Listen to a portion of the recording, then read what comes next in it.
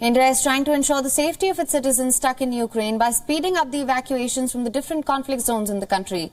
A total of 13 flights are scheduled to land today, which is expected to carry around 2,500 Indian nationals. Now, in the early hours, a flight from Romania landed with more than 180 citizens in the financial capital Mumbai.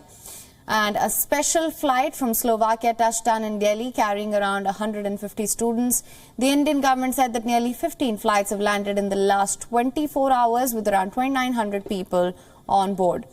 The government claims that more than 13,000 people have been evacuated so far. The Ukrainian region of Sumy is now the main focus.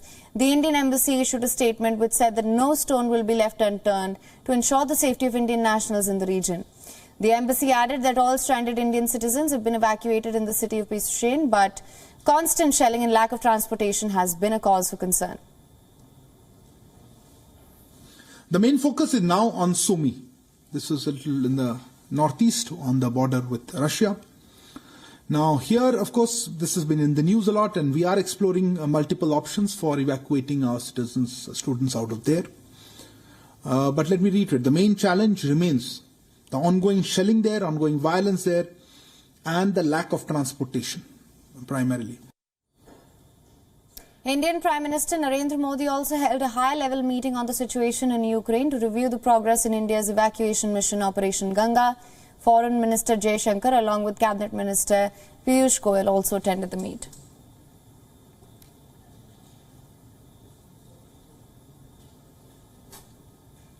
And for more updates on the same, we were joined by our principal diplomatic correspondent Siddhant Sibbal. Let's listen in.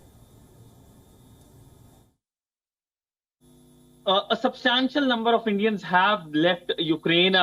There were initial estimates of 20,000 Indians in Ukraine. More than 20,000 have now left Ukraine. And we know since the conflict began, 13,000 Indians have reached back to homeland here in India. Operation Ganga is in full swing. And that, of course, is a positive development. India has been able to bring back many of its nationals who have crossed from Ukraine from countries like Poland, Slovakia, Romania, and Hungary. But of course, the big worry remains the over 700 Indian nationals in Sumy. I spoke to many of these students earlier today, and they still remain in dire conditions. The problem is not the fact that there is no transport. There are Russian buses waiting at the border when it comes to Ukraine and Russia. This is the eastern part of Ukraine. This is where the major fighting is taking place. The problem is, how do you take 700 Indian students, people who are born between the year 1999 to 2001, they're very young students